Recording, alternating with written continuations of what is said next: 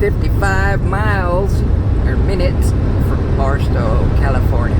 About there. This one drops off in Colton, California, which is a suburb of Los Angeles. And then Pinnacle has a few, I think it's 3 or 4 runs from Moreno Valley, California, which is right next to where this is dropping off at. I'm gonna try to get one of them. Hopefully the one going back to Vegas. That'd be nice because then I could get a cheap Vegas flight back to Chicago, but we'll find out. I can subscribe, leave comments, we'll catch you on the flip. Peace. Good morning, YouTuber subscribers and friends and like. It's Grant coming at you. It's June 24th or 25th, something like that. 2021. I'm driving International. It's a Penske, big yellow Penske truck, as you can see right there. It was an interesting trip. I picked it up in a suburb of LA, which is Montebello, I think it was. Then I had to go to Home Depot to actually get it, or across the other thing. So hopefully they'll pay me the 16 bucks for the Uber trip to go get it, because nobody brought it to Penske. Anyway, and then I started out on the mountains, well, like a mountain range thing coming out of Los Angeles, and then I dealt with a couple hours worth of Los Angeles traffic last night. And anyway, I didn't know this thing had cruise. Well, it has the cruise there, but I tried it, you know, but with the I had to wait till after the traffic to try it, and it wasn't working then because the traction control had gone off from going up and down those hills. This thing acts like it has force. When you drive on a flat, level surface, it would act like you could fill a box full of stuff in the back and it'd be fine. But when you go up those hills, it was pulling hard empty. Maybe it would help to have the DEF full and the full fuel tank, you know, for more weight, maybe too, I don't know. But it was, the deal with this is a rental and not a new one. So I'm working for Pinnacle.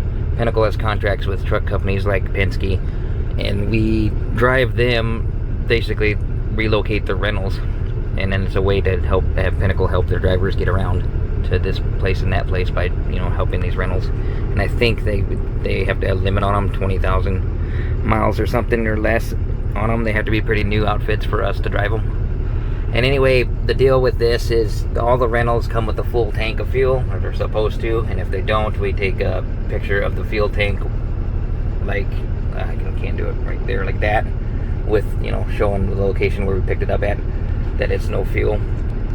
Send the picture into Pinnacle, and then send a fuel receipt for what it costs to fill it all the way full, and then we would get reimbursed for that.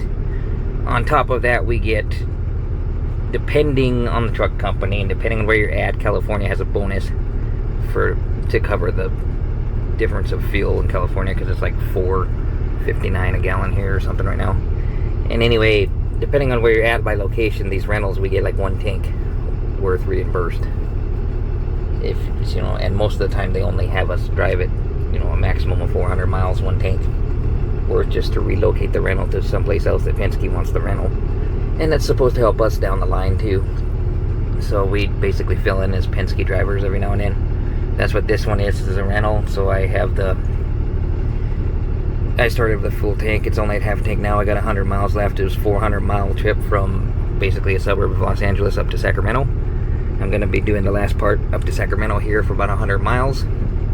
But I stopped last night because I ran low and then ran out of DEF. Diesel fuel, or diesel exhaust fluid, and so I was going to stop anyway. So I stopped in the place that had a McDonald's and a DEF diesel fuel station. And I filled it up to a quarter. That's very iffy on whether we will get reimbursed for DEF or not. We will if it shows it on the receipt. Well, the problem is where I bought it at, they can't show it the fact that it's DEF on the receipt. So I have to I put it in my log to verify that that's what I was doing, that it was low this morning when I did my pre-trip, and that I had to put 20 bucks in DEF in it. And I'm hoping I get reimbursed for that, but I might get screwed on that one. I may or may not get screwed on having to pay that $16 Uber lift or Uber ride to take me from Penske's main truck thing where I was supposed to pick this up across the interstate, kind of a couple miles down, to get to Home Depot where somebody had left it and nobody had brought it back from Home Depot back to Penske for us to transport. So that I should get reimbursed for, because I shouldn't have had to do it. But those two things are very iffy. You'll have to see what happens in the future. When I dropped off the RV for Synergy, that was in Colton, California, and then I was looking at different stuff.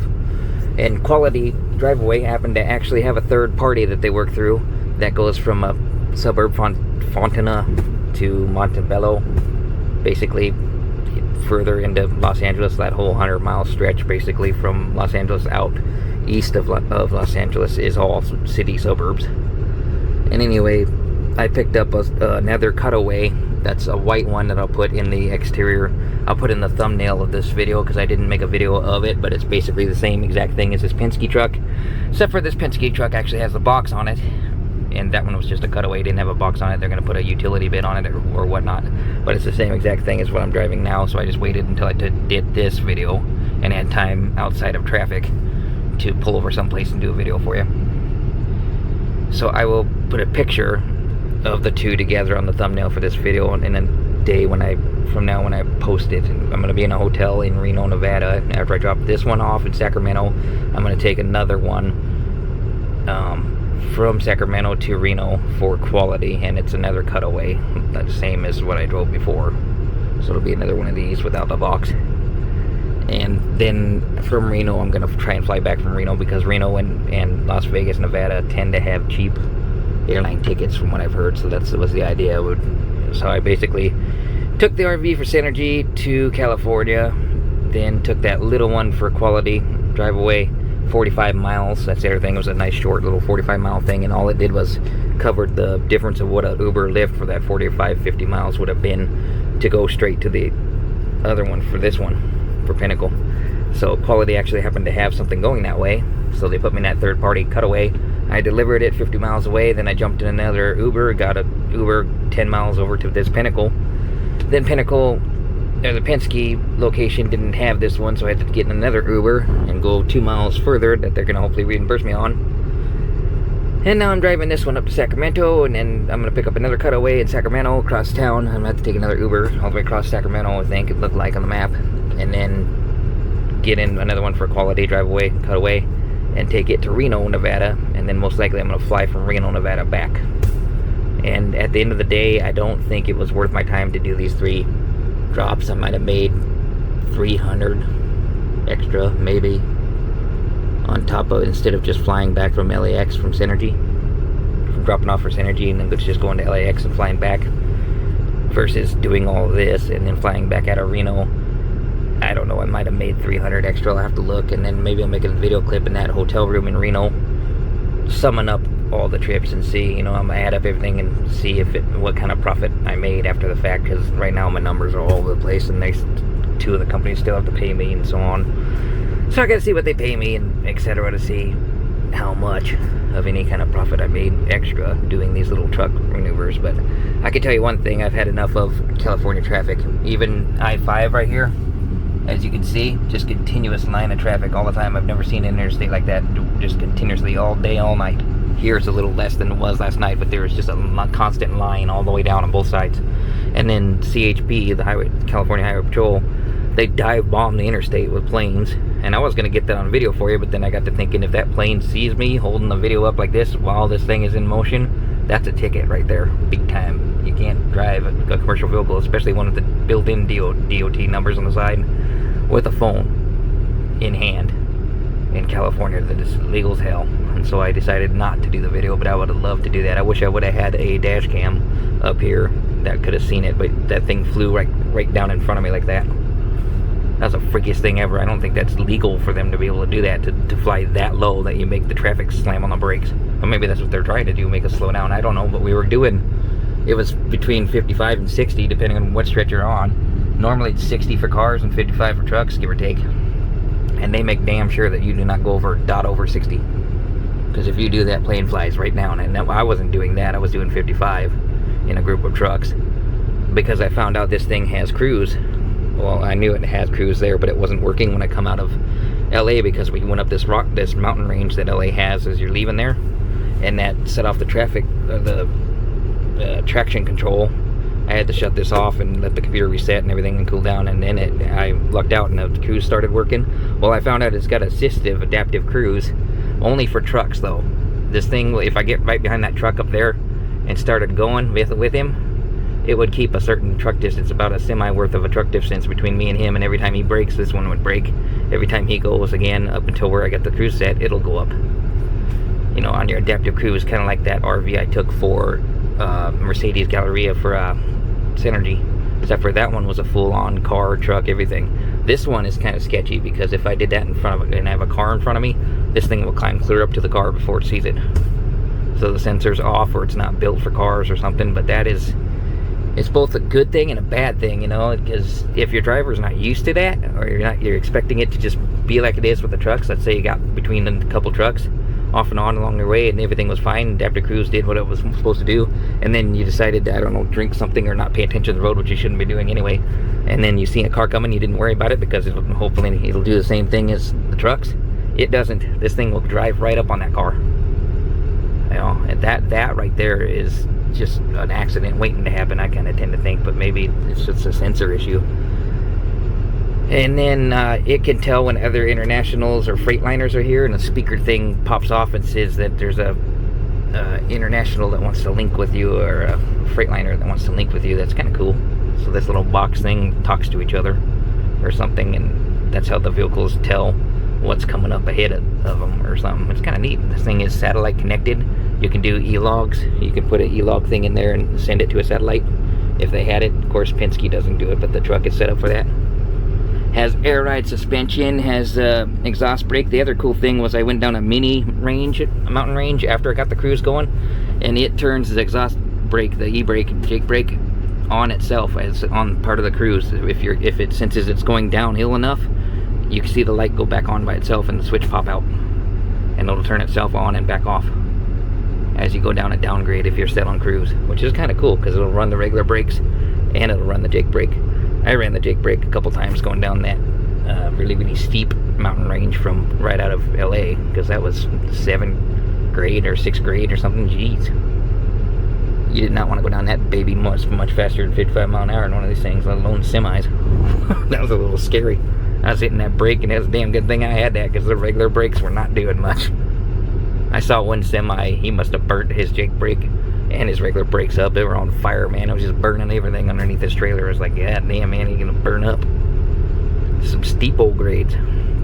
It's been an interesting experience, and that's what I signed up for this job for, is for the experience of it, with driving all these different things. I'm gonna make a video of it, but I'm sure everybody and their dog has seen these bright yellow Penske trucks, so I don't really want to get out there and show you it. I'm just gonna show you in the thumbnail video of how big this is, and then I'll do a side-by-side with cutaway picture of the white cutaway that I took, because I did take pictures of it for Facebook, and for my own proof I take pictures every time I get a vehicle start and finish. That way they can't say that I scratched it or dinged it or screwed it up in this way or that way, because I take pictures of the surrounding area and the truck to show that I picked it up, and take pictures of the surrounding area and the truck where I dropped it off at.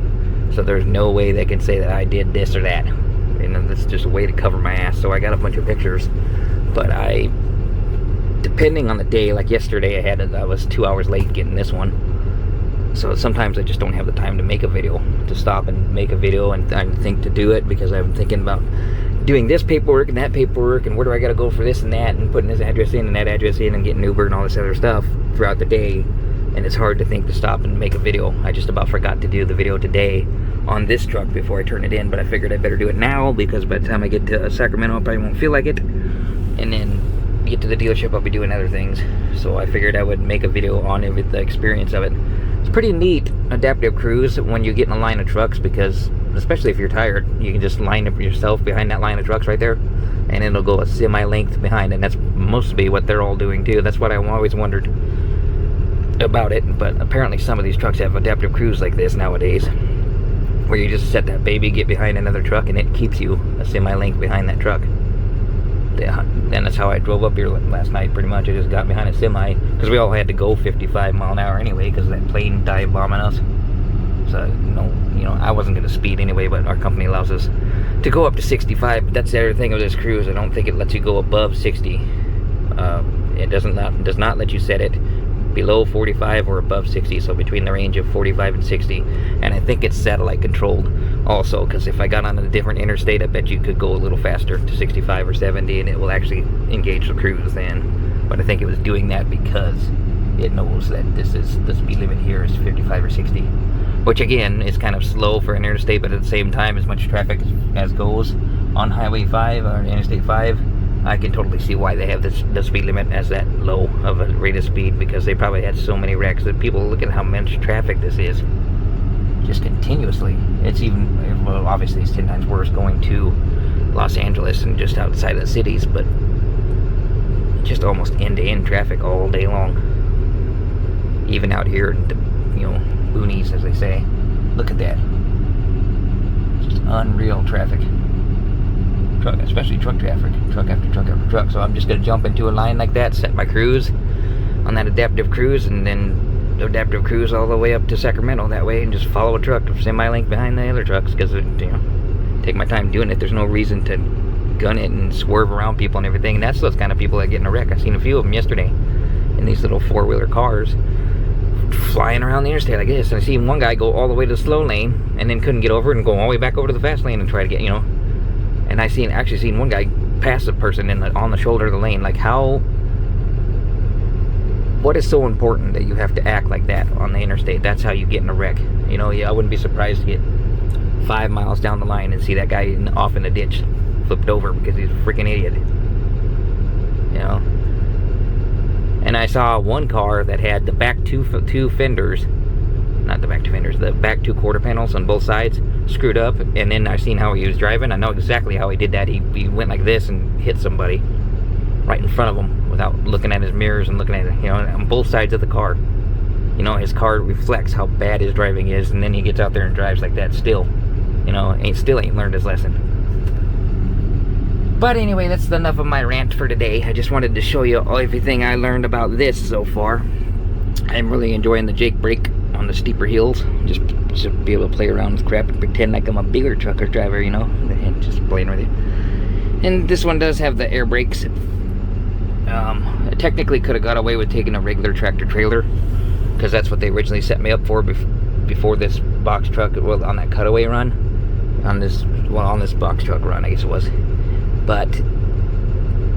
And it was CDL required, and technically the tractor, by itself. I could have drove it, but I didn't want, I just knew I'd get halfway to wherever with the tractor trailer, get pulled over, and then I'd be screwed big time, because he'd be like, why do you not have a CDL and you're in a tractor? I mean, I could do it, but being that I don't have a CDL, I called quality back up and said, no, I'm gonna have to take something else. And that's how I ended up with that other cutaway. That was a small cutaway like this. I could drive it, and it would look fun to drive too. I went out and looked at it, and then, your typical 18 speed or whatever on the thing, I could have done it, but I decided not to, because I just knew I'd get halfway out of LA or wherever they're sending me to, and then I'd get pulled over, and I'd be so far screwed. It wouldn't be funny. At least with this one, I don't have to put my own plates on there, or DOT placards or nothing. I just have to have my contract, and that's it. Because Pinnacle has a contract with Penske. So we are, technically speaking, Penske drivers. And we just take and relocate these Penske trucks. That's all this is a Penske rental that's going to, I think, another Home Depot to sit. So somebody, another contractor, can fill it up with the crap and bring it back to LA or something. I don't know, but they pay us to go do it. And mostly Pinnacle does that, like I say, so that they can relocate their people. And they get work out of the deal, but they can relocate their drivers to better areas to fly out or fly back, or, take something else.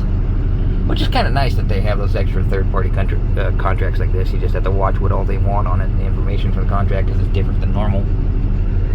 But if this was a normal brand new truck, I would have a quarter of a tank, and I would have to just refill it back to a quarter of a tank, minus the whatever fuel that I used during the trip. Being that this is a rental, it's supposed to start with full, and then I have to return it full. And this one, I supposedly get reimbursed for a full tank or something, because it's California, and then some kind of a bonus dealio for taking it in California, since it's like $4.59 a gallon diesel. Anyway, like and subscribe, leave comments, and we'll catch you on the flip. I'll do another clip at the end of this video in that Reno hotel, or maybe on the next one if it's different than a cutaway, but I'm pretty sure it's a cutaway like this, just without the box. But anyway, I'll see you in the next clips. Peace. I hate my life. Pilot in Sacramento, California. I did find out the cruise does let you go above 60 if the interstate, which is exactly what I thought, after the interstate split from I-80 to I-5, then it let me go up to 65, which is the speed limit there, for a little while. I hate the lane departure thing. It just beeps. I mean, every single song I listened to this morning and last night, I forgot to mention that in the last video, just beeps all the time. Because last night was the wind, and the ass end went to the right a lot, and every time it tried to come anywhere near that line, like the back corners of the truck try to go, you know, outside the lane or something, the lane departure thing screams at you. It'd be great if it was something for like an object on the road, you know, like if you're in the middle lane and you have another truck going by you or whatever. It'd be great if it beep at you then, but it doesn't beep at you for that, doesn't beep at you for the guardrails. It only beeps at you for the painted white line on the side of the road. And they have those sound tracks or whatever, studded track thingies that you run over on the side of the road on most highways. So it makes this lane departure thing kind of stupid, in my opinion. Or I wouldn't mind it beeping at all if it didn't turn the radio down to do it, and it sounds stuck up, or I don't know what the right word for it would be, but pretentious maybe, of me to rather have the radio than the little beeping thing. But I know you can disable it, but I didn't want to disable it because then I didn't know if I didn't think I'd remember to re-enable it for the next guy that might not, or that might want to have the lane assist thing on. So I just left it on. I'm here anyway now. I'm at Sacramento at the Pilot, and I gotta go somewhat across town after I fuel up here and then deliver this. I'm gonna do the bugs on the windshield, even though it technically didn't need it, because I hate to be the guy that left me that cutaway last time, that truck I took last time, because they didn't do the windows, and I just hate that. It's an irritating pet peeve of mine. I mean, why would you leave windows like that? You know somebody else is gonna have to get in it and drive it. The last guy who dropped this off at the Home Depot at least cleaned the windows and filled it up. He didn't do the DEF, which some of them don't realize, you know, or maybe they don't get paid to do that on the rental, I don't know. But they did at least do the windows and fill it up. So I'm just sitting in line waiting, enjoying being a trucker, the life of a trucker, as they say, but I don't like it. 2 days of this is enough, or a day and a half of dealing with this bigger box trucks and having to go through here. Technically, if I could find a place that fits 12.7 overhang, which some other gas stations like the front Pilot would have if it has the diesel pumps in the front, but I get a 20-cent discount or something like that if I come out here and sit in line in the diesel fuel island and do it this way. So, and these diesel pumps back here actually pump way faster. This thing will fill up $120 probably. I don't know what it's going to be. The other one took 100 to get 3/4, so this one's being the same.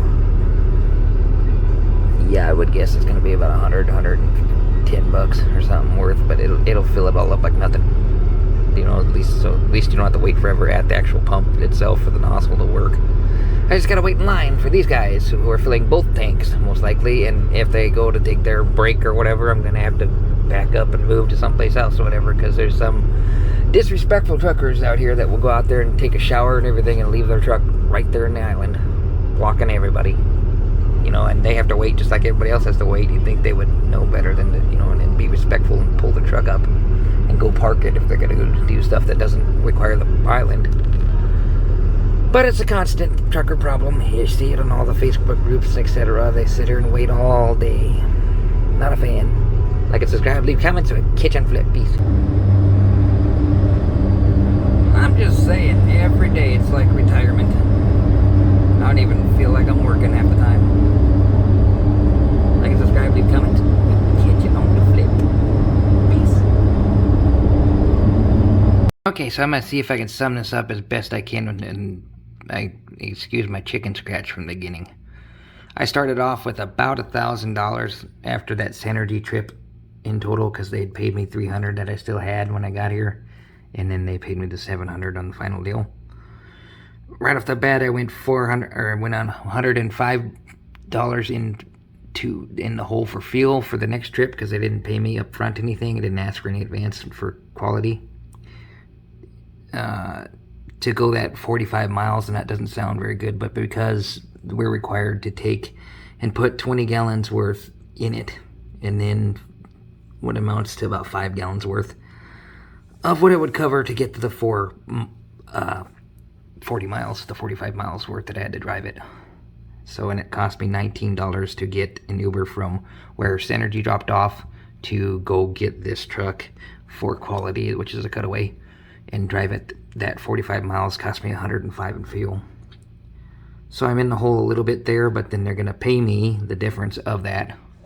So they're gonna reimburse me for the fuel plus the 40 bucks that I actually made 40 bucks on that trip. So a total of $145. Hopefully they'll reimburse me or pay me out for doing that trip. And basically I took that trip so that I wouldn't have to pay an $80 Uber trip. That would amount to, yeah, it's like 60 or 70 miles or something that I would have had to go with Uber all the way across, and it would cost 80 bucks to do it, to go from Colton, California, that 60-mile range, into Los Angeles. So instead of doing that, I took a shorter Uber and went and picked that cutaway up and went in the hole on that cutaway, but then they're going to reimburse me hopefully on tomorrow morning. It should be that amount. Next, after that, it cost me $29 in an Uber to go from where I dropped that Quality load off in the corner of Montebello, California, to Montebello, to pick up Pinnacle. I got to Penske, and Penske said that that truck was not there, and I had to go another 2 miles taking an Uber. So I took an Uber 2 miles, and 15 minutes later, for about $15 worth for that Uber to go from Penske to Home Depot to pick the truck up. Now that, because it's an extra, they should reimburse me for, and I sent in the Uber receipt for proof that I paid for that, and I made sure that the people at Home Depot wrote down their address and the fact that I picked the truck up there at Home Depot, not Penske. So hopefully I get reimbursed for the $15 worth of that. Then I took that truck 405 miles to Sacramento, and it should pay $1 a mile, roughly a little more than that. It was like $1.06 a mile. So basically $405 will come to me. Pinnacle paid $200 up front. The numbers get a little mixed up, but I'm just trying to keep it as straight as I can. Then it cost me $140 in fuel to take that big box truck up there, and it cost me 20 bucks in DEF to take it up there. So the cost altogether for that one was the 29, the 15, the 140, and the 20 to be able to take that box truck 405 miles across California. And when you do that in total, it's 45 and 140, 80, 180, about $200 worth that it cost me to make 400 bucks. So basically, it cost half. They're going to take half of what it cost. And keep in mind, these two both have escrows that they take out, anywhere between 30 bucks and 100 bucks at the end of the payout. Then we move on to the next one. I went across Sacramento using an Uber for $34. Then I took another cutaway, 138 miles to Reno, Nevada, delivered in Sparks, Nevada, which is a suburb of Reno. That load is supposed to pay $140, so slightly more than the miles was. And it had no fuel because the tank was full, and they didn't care about my refilling it because it would have been way over what the requirement is. They require the 20 gallons in whatever, it cost you to bring it there, which wasn't anything because it was full when I picked it up. Somebody filled the whole thing up by accident before I took it. So that was actually in my favor, and I may or may not get paid for some kind of a fuel thing there. I didn't turn any fuel receipts in. I'll just have to see what they do. So I might actually get a little bit of hit on that third one. But that third one basically cost me 34 bucks to take and get 140. So basically I made roughly 100 bucks profit on that one, give or take. Then I took the bus back for 20 bucks on Greyhound, and then I got about $220 worth of 2 hotel stays while I'm sitting here waiting the weekend because I have to wait to try to recover my rear plate, and that fell off. I'm hoping they found it, but I can't call them until tomorrow to find out. All in all, I started with $1,000. At the end of this deal, might be somewhere around 800 bucks that they pay me if they do all the reimbursements.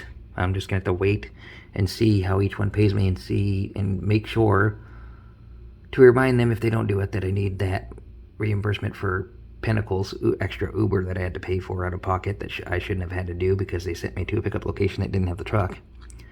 which is Penske's fault, not Pinnacle's, so they're going to have to charge Penske for that. And then I paid for the fuel for that one because it was basically left on E. And so I get reimbursed for that because they want the 20 gallons plus whatever it cost you to take it there. So there's some reimbursements I have to watch for.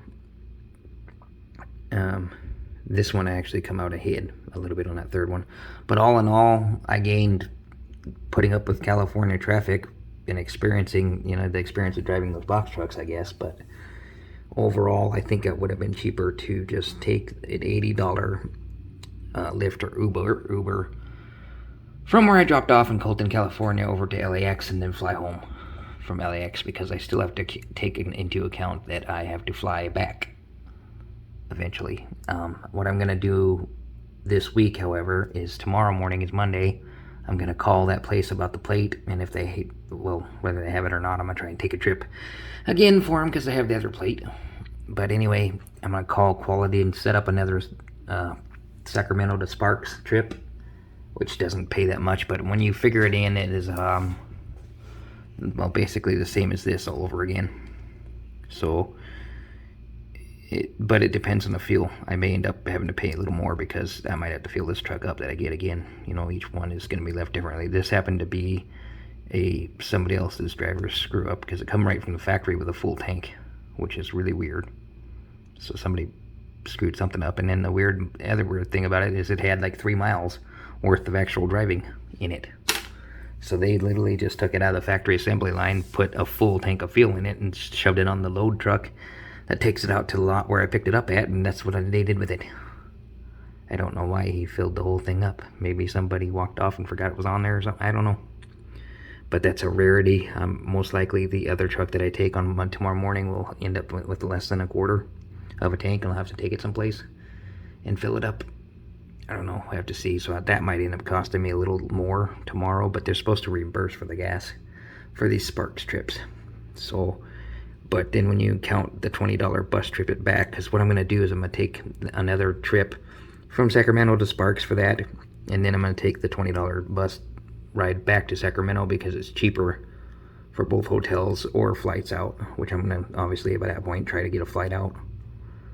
The other potential thing I might do is take the Amtrak, but last time I looked at Amtrak, it was like $400 for the 3-day trip on Amtrak, and I don't think it's worth it. If the $400 included meals on the train, then it would be worth it, but $400 just for the coach seat, I don't think it's worth it. But however, the other plane tickets that I was looking at the other day were $380 or $420 to come all the way back to Chicago, or like $600 to go to South Bend. So I'm not exactly sure how I'm going to get back yet, because the bus, the Greyhound, tends to be the cheapest at $250, but I really don't want to spend 2.5 days on a bus to get back. So I might have to bite half the profit or more, half or more of the profit that I made on this trip, because I made $1,000 from Synergy, but by the time I get back, it'll probably be $600 worth of cost, give or take, just in transportation back, if I have to pay a $400 flight, and then the Greyhound and everything else,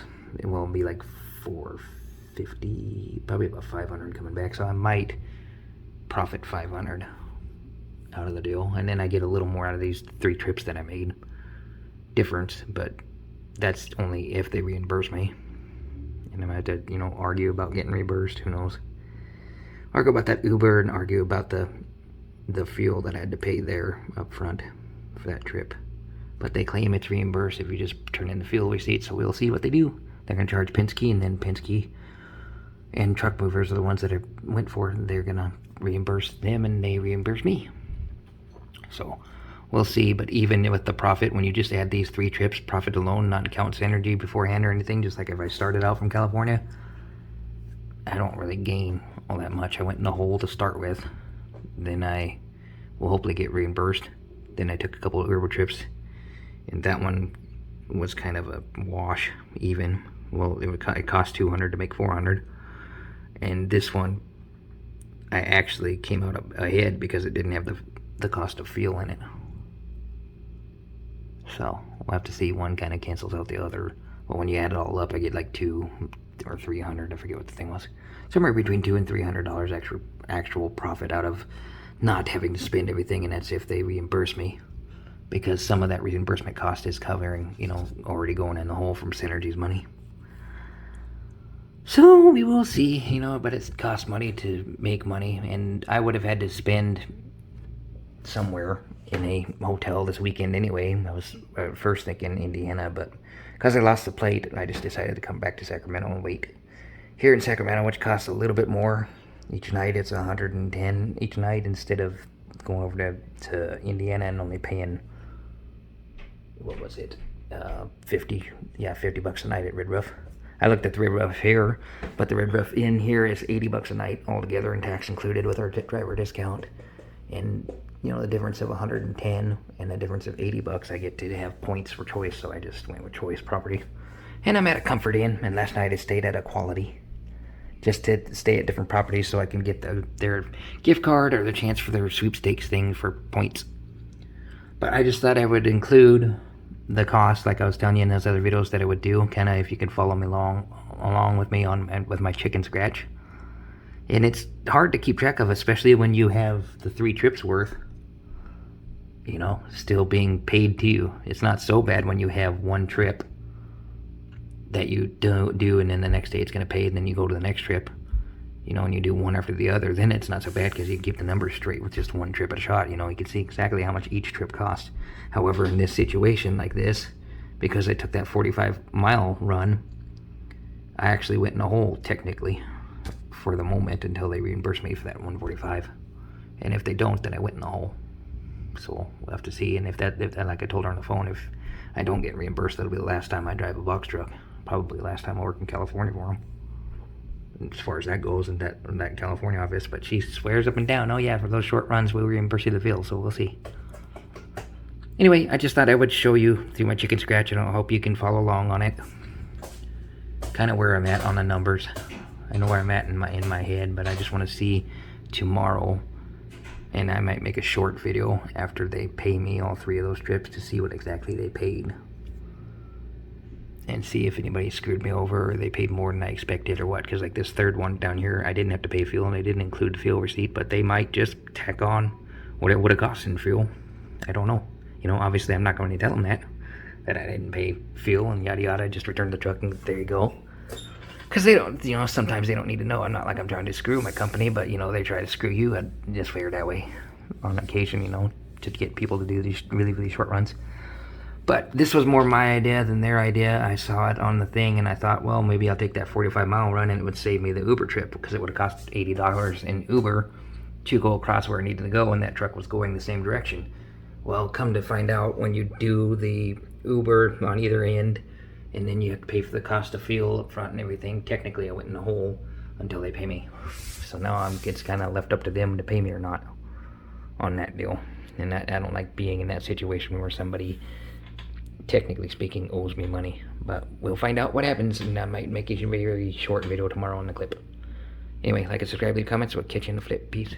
So now I'm at Comfort Inn and Suites. It's across town from where I was at last night at the Quality. And let me tell you what, that Quality over there by the bus station, I should know better than to stick around anywhere near the bus station. But when I first showed up there, they had a woman complaining that she couldn't get a room early enough and started calling staff names and everything. And then the cops had to show up and escort her off the property right when I first showed up. Then I had to tafu with the pizza company because I didn't realize that hotel locks up at night.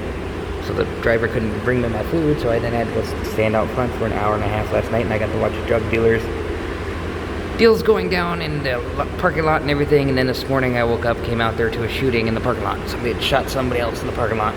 So I called Choice and told them, I didn't want to go to a different hotel. I was going to originally stay there 2 nights. I decided, nope, this would be better. So I went down to Comfort Inn and Suites, which is right down the road from the pickup tomorrow for Quality. I got to still sign up or set up a pickup for Quality, but the last I knew she had like 17 of those runs from Sacramento, California, back over to Sparks, Nevada, and I'm in Sacramento, sitting here waiting, partially because I lost the rear license plate on that last truck I took, and I'm hoping it just bounced off right there in the parking lot, and I, put it on by dog collar, but I think I tied the dog collar to itself around the wire and not to the wire that's for the lights on the back of the truck.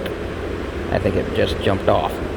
Hopefully they recovered the plate. If not, it's going to cost me like 75 bucks for new sets of plates eventually to work for Quality again. But either way, they said when I called them that not Quality, but the place where I pick up said that I can get the back plate.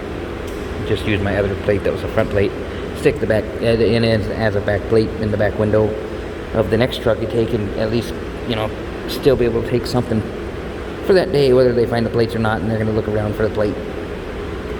Anyway, I was showing you that I'm in Sacramento, California, and everywhere in California, of course, California's probably going to be the very last state to finally open up and drop its restrictions for COVID, but that's basically just shut down because of COVID. They don't want people to be, you know, within 4 feet of each other or something in the hot tub. That's kind of that, and going through a drive-through, you know, locking up your lobbies so you can only go through a drive-through, so it discriminates everybody that's in the truck that's taller than a drive-through and they can't get through a drive-through to eat. Those are the two main things that irritate me about COVID. Not having hot tubs at hotels. I mean, that hot tub works, I'm sure. They just fill it up and put the chemicals in it, and there you go. And then the fast food drive-thrus, you know, if you go through there and you lock your lobby, you ought to be able to let people walk up to the door. I mean, not walk up to the door, but walk up to the driver window and not have a problem with it then. If you're gonna, you know, because there are certain people driving trucks and school buses and everything else that with the height restriction of those vehicles, they can't park there. I mean, they go through their teeny tiny 9-foot drive-through without tearing everything off. And they gotta eat too. It's a big trucker issue, you know. And when COVID first started happening, the trucking industry just about shut down and strike because they couldn't find anywhere to eat. So they reopened an exception for the fast foods that are at the truck stops around that, so at least while they're at the truck stops they can still eat. But this thing just gets nuts, and you still see remnants of it left over a year and a half after the fact, or a year after the fact. Like this hot tub that ain't working. But anyway, I'm just at the hotel, make a short clip for the next video. As soon as they have the room clean and open, I'm gonna go upstairs and set up my last 3 trips worth to send in for payment, for settlement, and add them numbers up, and then I'll probably do a video on like the final numbers of those last 3 trips for those 2 cutaways in that box truck. So stay tuned on that for the next clip. Peace.